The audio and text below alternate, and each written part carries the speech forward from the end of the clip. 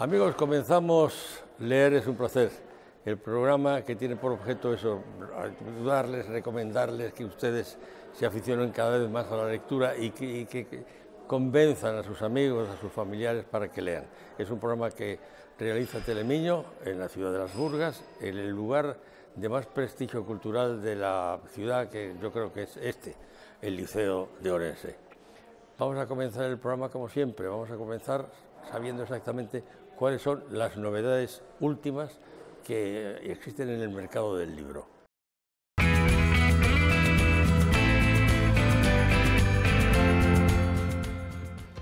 Pues las novedades de esta semana son, en primer lugar, en Editorial Alfaguara, el último libro que acaba de publicar Manuel Rivas. En los relatos de este libro, lo esencial no es tener o no tener poder, sino decidir o no ser libre. En el miedo de los erizos habita la rebeldía de los que no tienen nada que perder. Nemo Bandeira, el hombre más poderoso del oeste, ve en Vivir sin permiso cómo, después de haber intentado durante toda la vida recurrir la responsabilidad de los desiertos, empieza a perder la memoria a la vez que regresan a su mente recuerdos del pasado oculto.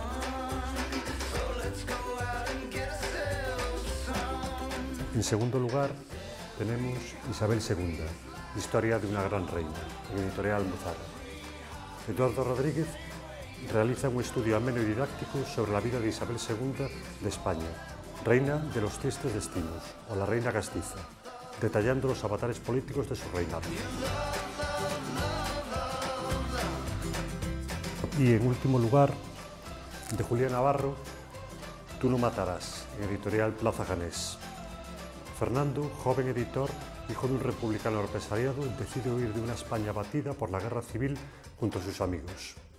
Una historia absorbente que nos habla sobre la culpa, la venganza, el peso de la conciencia y los fantasmas que nos persiguen. Y estas son las novedades de esta semana.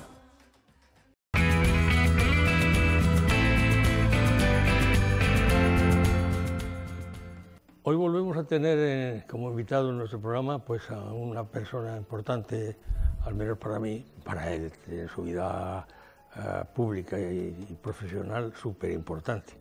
Y para mí, importante de corazón, por identidades en muchas cosas. Es jurista, es economista, es Antonio de Mendoza y Casas. Don Antonio, bienvenido al programa. Bien hallado. ¿Cómo ve usted el panorama, antes de hablar de libros, cómo ve usted el panorama de España en estos momentos? ¿Está tranquilo? ¿Está con problemas? ¿Usted... No se puede decir nada original, está pues fatal, pero está fatal porque la sociedad está así. Ayer todavía leía un artículo que me resultó curioso sobre el proceso evolutivo de la humanidad en realidad. Entonces estaba ilustrado con el dibujo ese recurrente de que aparece el hombre como su evolución desde los prehomínidos inclinado y se va irguiendo hasta llegar al Homo sapiens. Y luego continuaba como si fuera un espejo bajando otra vez hasta, o sea, en lugar de una evolución, el retorno otra vez al mono o a los prehomínidos. Y decía, vamos, más o menos el artículo hablaba de que a través de los test que se hacen periódicamente, en los últimos 40 años había bajado 7 puntos la capacidad o los test de inteligencia, que por cierto en España estaba en el 98%, o sea que vamos camino de la deficiencia mental. Entonces claro, la situación es mala porque la situación de la sociedad es mala, porque no nos preocupamos de problemas importantes, o sea, de convivencia, de contaminación. Nos entretenemos a lo mejor con la contaminación que también resulta recurrente sobre la contaminación atmosférica y el efecto invernadero cuando resulta que los plásticos y los desechos industriales y los desechos que realizamos individualmente pues son mucho más importantes y van a un ritmo aceleradísimo. Bueno, pero en fin, los 3 libros de los que usted me iba a hablar, porque yo le he puesto a usted, sí, le he comprometido rápidamente de la totalidad. quería compartir pues algunas de las lecturas que he tenido en estos últimos meses. Una de ellas es ya relativamente antiguo, que se titula Pena de muerte, y en la que se basó una película con este mismo título no hace mucho, y que es la historia de una monja, hermana Helen Prejean, de Luisiana, que es plenamente abolicionista. Y abolicionista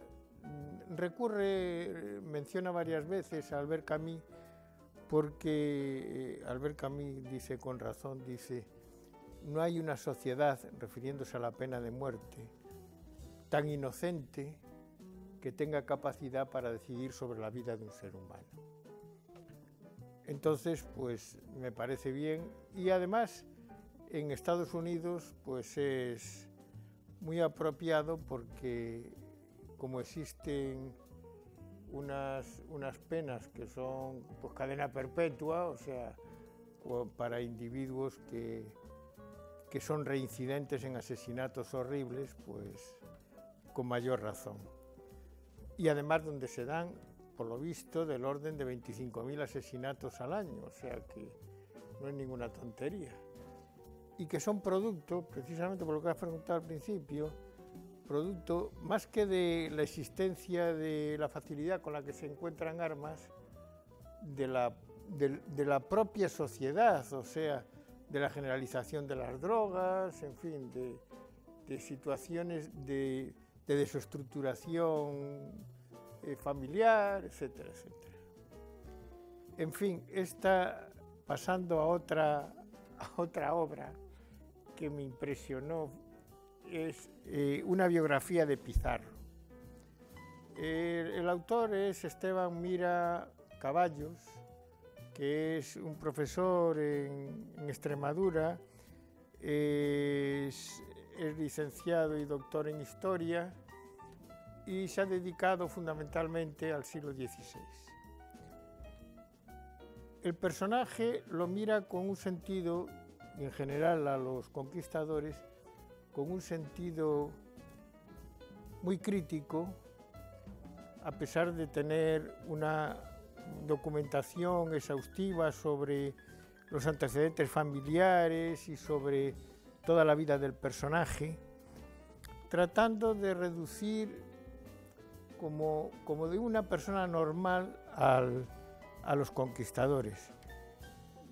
Es una visión que me parece que se contradice con la propia biografía y con la que no estoy de acuerdo, en el sentido de que a mí no se me ocurre que exista en la historia ningún personaje que ni de lejos se pueda comparar con estos conquistadores, tanto Pizarro como Cortés, sobre todo, que son los más destacados, pero incluso los otros menos conocidos, como Alvarado, en fin, o Hernando de Soto, o Menéndez de Avilés.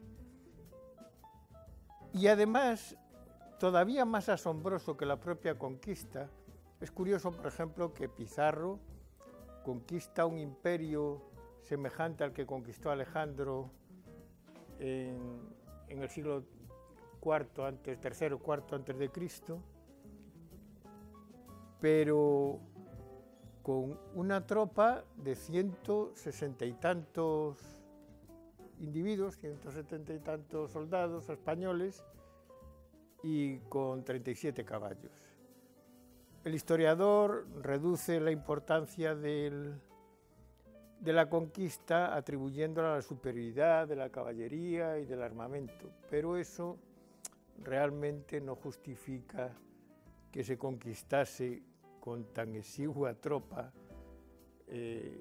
un imperio que estaba habitado por unos 12 millones de personas, de habitantes, y que abarcaba pues como 6 o 7 veces España, la España actual.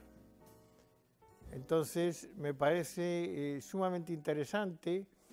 Habla también pues, de la codicia, cosa que existía, pero que realmente se ha magnificado. O sea, baste para decir, o sea, aquí tiene unos datos exhaustivos sobre el importe del botín y del rescate de Atahualpa, que me he molestado en sumarlo y se reduce a una cantidad actual que es muy grande, pero de unos 5.000 kilos de oro,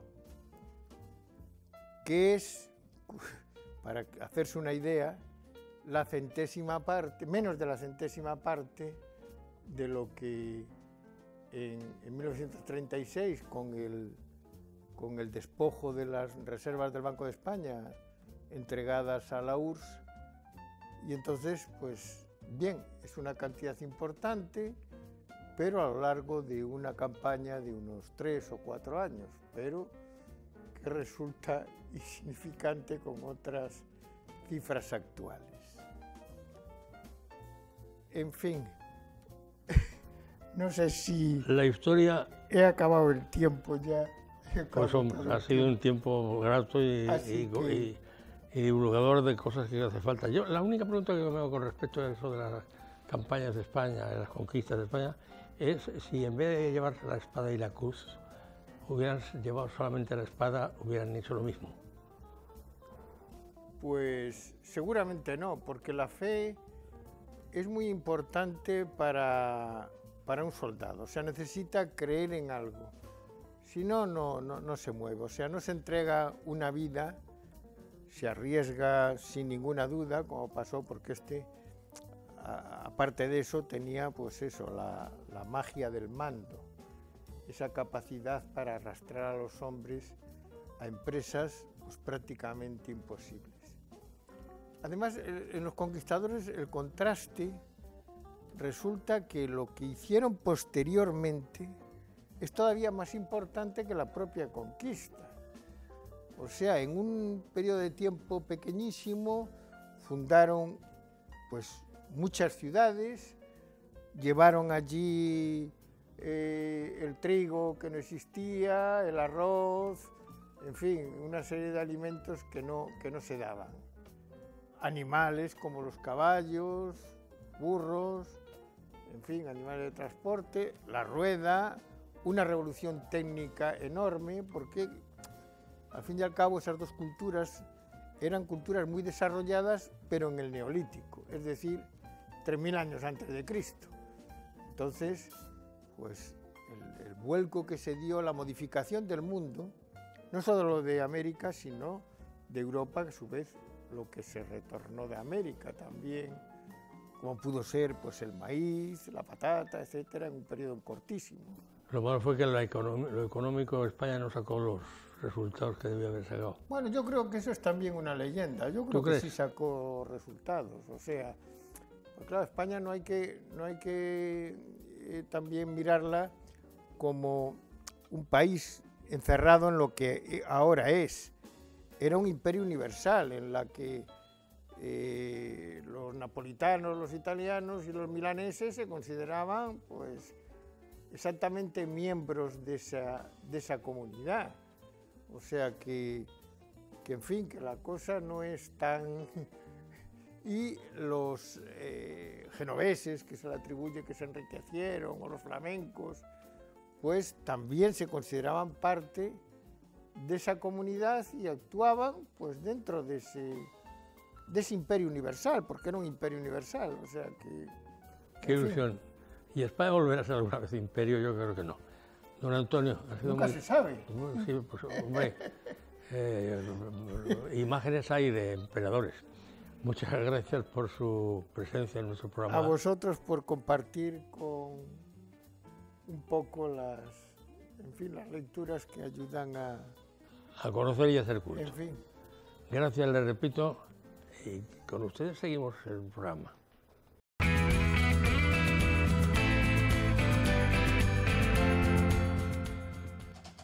Los libros más vendidos esta semana son, en primer lugar, Viaje al corazón de España, de Fernando García de Cortázar, en editorial Arzalia. En segundo lugar, Murakami, La muerte del comendador, libro 1, en editorial Tusquets. Y por último, en la editorial Seix Barral, Eduardo Mendoza, con el libro El rey recibe. Y estos son los libros más vendidos de esta semana.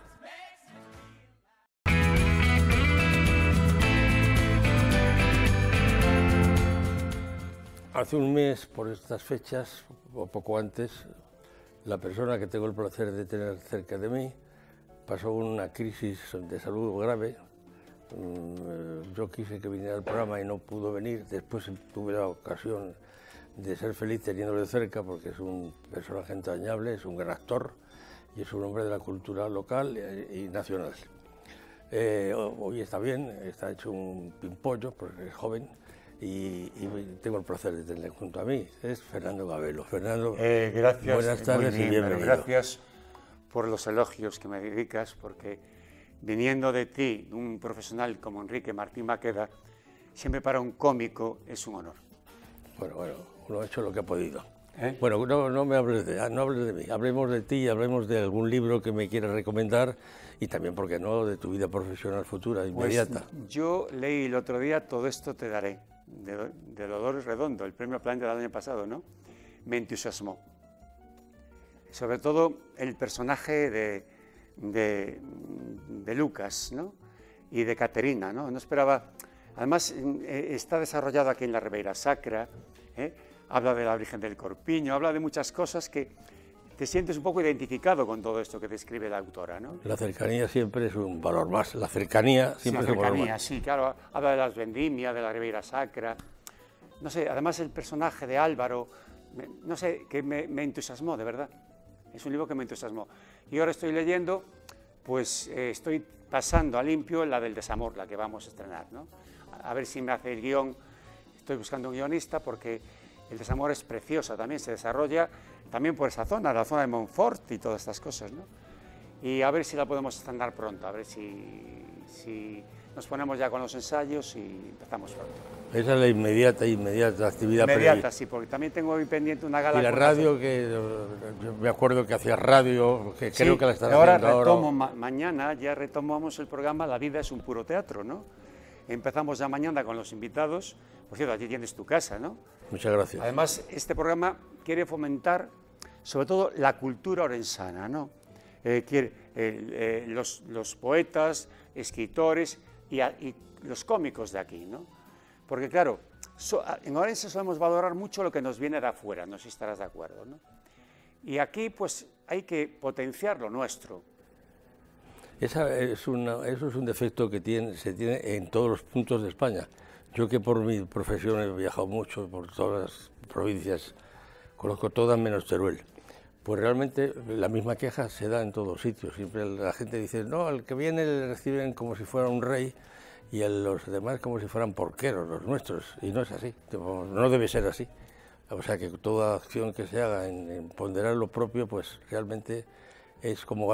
Hay una cosa que no tiene nada que ver con esto del arte, pero que sí tiene que ver con un concepto de amor a lo propio, que es la gente que de repente va a las tiendas a enterarse de las cualidades de un bien determinado, pues generalmente electrodomésticos y utensilios para la casa, y de repente luego después, en vez de comprar en las tiendas de Orense, se cree más snob y más moderno y pide que sea un envío de Amazon, con lo cual es una estupidez total, porque, y además no sé, yo no quiero calificarlo muy duro, pero es ser desagradecido con tu entorno. Si eres de un lugar, mima el comercio, porque esos señores son los que pagan impuestos, los que crean riqueza, y cuando tú tengas que recibir una pensión, ¿de quién carajo la vas a recibir? Lógicamente. Pues eso hay que hacerlo, pero la gente es snob, y la hay en cualquier lugar, que dice, no, yo compro por Amazon. Usted es imbécil. Pues te voy a contar una cosa que no sé si sabes. En Orense hay 3 generaciones de Fernandos cómicos. 3. Fernando Ramos, que formó el Valle Inclán, Fernando Gabelo y Fernando da Costa del grupo Sarabela, Ajá. que es el más joven de los tres. Y eso, bueno, eso... Yo soy muy admirador de él, ¿eh? Y entonces, Me gusta mucho porque tiene muchos registros este chico, ¿eh? Bueno, yo no lo conozco, no puedo opinar. Y como norma, nunca hablo de lo que no conozco bien, porque me equivoco y me da miedo patinar, porque mis huesos no están para caerme. Lo vi en El Héroe, de Manuel Rivas, y también últimamente lo vi en esta otra de... el musical este, ¿no?, que están con él, de Rebel. Ajá. Y me gustó mucho, ¿no? Cómo trabaja. Fíjate, no es un chico muy alto, pero crece en escena. Bueno, normalmente todos los cómicos crecéis en escena. Tú, por ejemplo, ves a Concha Velasco, que es pequeñita, y en escena es Claro, una grande. pero es que el escenario, pues, precisamente eso es lo que hace, engrandece. Y yo diría que también engrandece los defectos. Ojo, a mí el escenario me da un respeto imponente. Como decía el Pillayo, una poesía muy antigua que a lo mejor ni conoces, porque claro, eres mucho más joven que yo y nuestro escenario, el que hemos vivido, pues es distinto. Pero el escenario tiene una magia singular. Mira, los que subís al escenario ya no bajáis nunca, si podéis.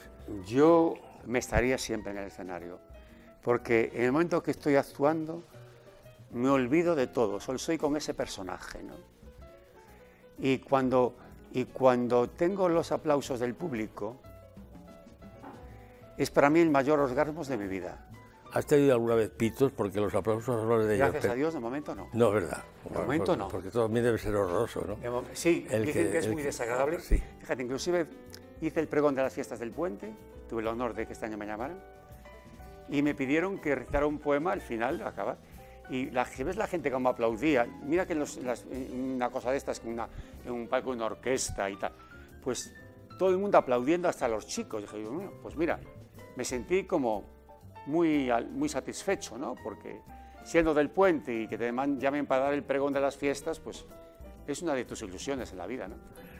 Pues te deseo que tengas más éxitos, estás acostumbrado a ello, pues para ti no es novedad.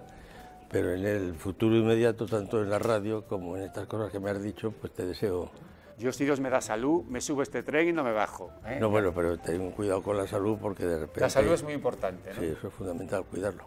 Hoy se ven cosas muy raras, ¿sabes? Que de la noche a la mañana aparecen enfermedades raras, dicen que la contaminación, que... no sé, que hoy hay mucha gente que la ves... Mira Concha Velasco el otro día, no sé si te enteraste. No me he enterado. Mira, pues actuó aquí en Orense, al día siguiente fue al Teatro Colón de La Coruña y neumonía, se pilló una neumonía. La tuvieron que llevar para Madrid, tuvo que suspender la función. Yo quiero mucho a Chiti porque la conocí cuando empezaba. Sí. Era muy amigo de su hermano Manolo. Sí, Manolo Velasco, sí. Trabajó conmigo en la televisión, sí. Le tuve como ayudante en varios momentos. Y bueno, y a Chiti la conocí cuando había empezado. Era una muchachita de Valladolid recién llegada a Madrid. Y luego después... De padre militar, ¿no? Sí, de padre militar, sí, sí. Y bueno, y además luego después, Concha tiene una parte en la vida muy divertida y muy contradictoria. Además, porque luego ha sido, pero ya no hablo de ella como actriz, hablo como persona. Ella que ha tenido luego después una presencia notoria en el mundo de la izquierda, pues de repente el primer amor que tuvo pues era uno de los personajes más cualificados de la derecha española, José Luis Sáez de Heredia, que fue su pareja durante bastante tiempo. Además, ha sabido superar un problema muy gordo cuando patrocinó Mamá Quiero Ser Artista, se arruinó, lo de Paco, bueno, toda una historia que no vamos a contar, que es su vida privada, sí, sí. Pero ha sabido, y a sus 78 años, ver llena de artrosis y verla subida en un escenario, pues eso, dices tú, aún quedan gente que quiere trabajar y le gusta y lo sabe hacer. Pues Fernando, ha sido un placer hablar contigo, gracias. Para mí ha sido un honor. Mucho éxito, por favor. Muchísimas gracias por llamarme. Gracias. Y te espero en la emisora, ya sabes. Vale, pues será un placer estar contigo. Muchas gracias. Seguimos con el programa, adelante.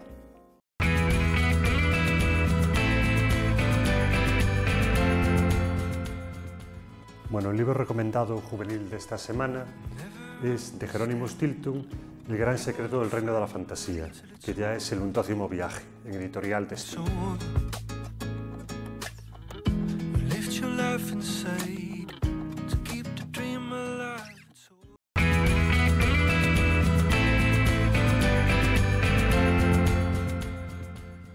Naoki Urasawa es uno de los escritores japoneses más misteriosos, con obras muy corrientes, muy cotidianas, va tejiendo aventuras, misterio, suspense, y deja al descubierto todas las debilidades del mundo moderno, no solo del Japón moderno, sino del mundo moderno. Monster, un manga que fue llevado relativamente pronto al anime, dado el éxito que la obra tuvo, penetra dentro de lo que es la parte más oscura del ser humano, el cómo una persona puede convertirse en un ser despiadado, en un criminal salvaje, y al mismo tiempo está revestido de cierta humanidad. Es una de las obras fundamentales para entender la psique del hombre moderno.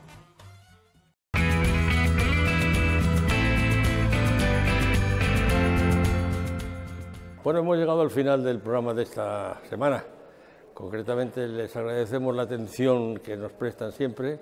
Leer es un placer, es el programa que pretende simplemente eso, algo tan sencillo como ayudar a que la vocación por leer fructifique en nuestra ciudad, en nuestra autonomía y, por qué no, en toda nuestra España, porque el programa se puede ver por internet en cualquier lugar del mundo. Leer es un placer, lo produce, como ya he dicho anteriormente al comenzar el programa, Telemiño, aquí, en el local del Liceo de Orense, que es, yo creo, y lo digo modestamente, la institución de más prestigio de la ciudad en el aspecto cultural. Ha sido un placer estar con ustedes, por favor, insisto, no me llamen pesado porque luego con todo cariño, decirles que leer es un placer. Gracias por la atención que nos han prestado y que ustedes sean muy felices. Hasta siempre.